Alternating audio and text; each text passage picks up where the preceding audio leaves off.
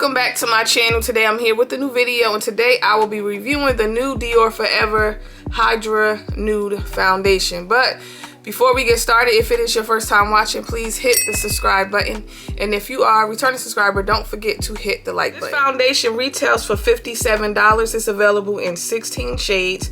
It has medium coverage. It also has hyaluronic acid. This is a lightweight foundation, and it's going to give a natural looking, flawless finish with 24 hours. So just based off reading the description of this foundation, I feel like this is basically going to be a more hydrating version of the Dior Forever Nude Foundation, because the packaging is pretty much the same. I'm assuming this is just going to be more of like a more hydrating foundation.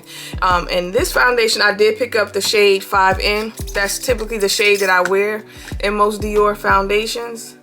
So I already have primer on my face, and the primer that I am using today is the Prada Blurring Extending Primer.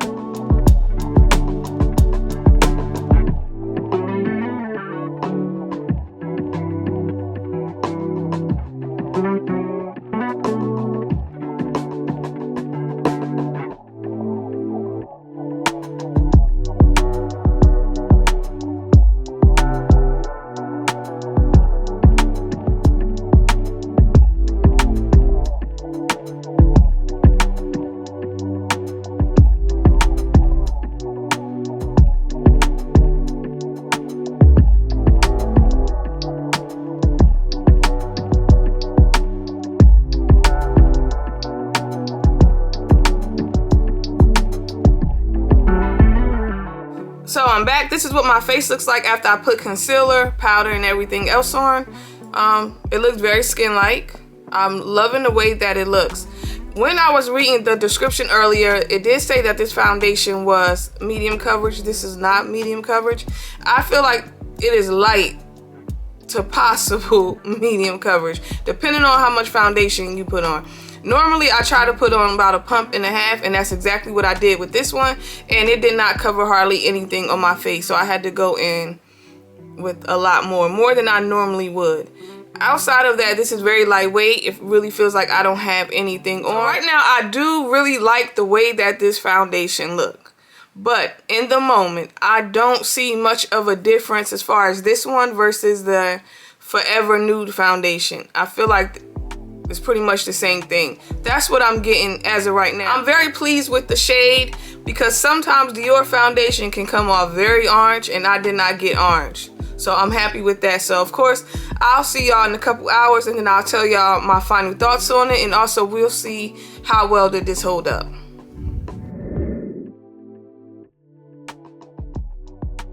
Alright y'all, I'm back after having this foundation on for a little over 9 hours. This is what my face looks like. I am shiny in the typical spots where I tend to produce a lot of oil at, so this is not shocking. No matter what foundation I wear, I'm always going to get shiny. I do love the finish of this foundation. I feel like it was a nice natural finish. It wasn't glowy at all. It just looked nice, again, and natural.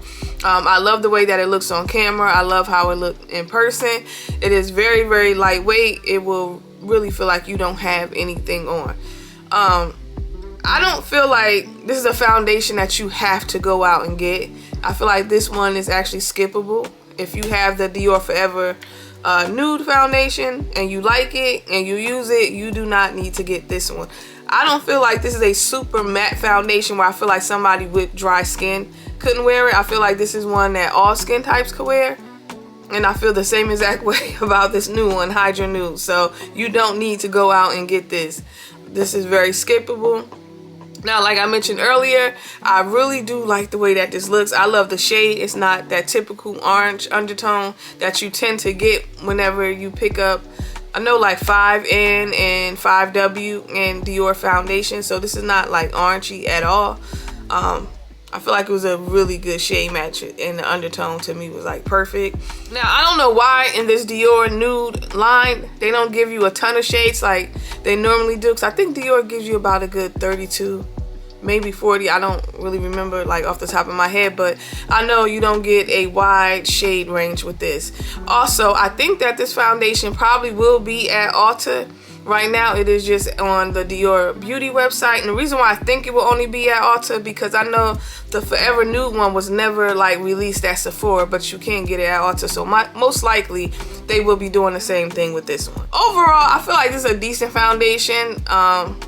In my opinion, is this one that I feel like, oh, you need to go get right now? No, I don't feel that way about this at all. I feel like it's decent. Scale of 1 to 10, what would I rate this foundation? I'm going to give it a solid 9. Am I completely blown away by this foundation? Absolutely not.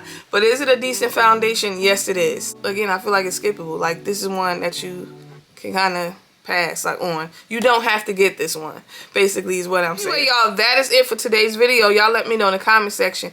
Have you tried this out already? What are your thoughts? Do you plan on picking it up? Leave that below. And most importantly, do not forget to like and subscribe. And I'll see y'all later. Bye.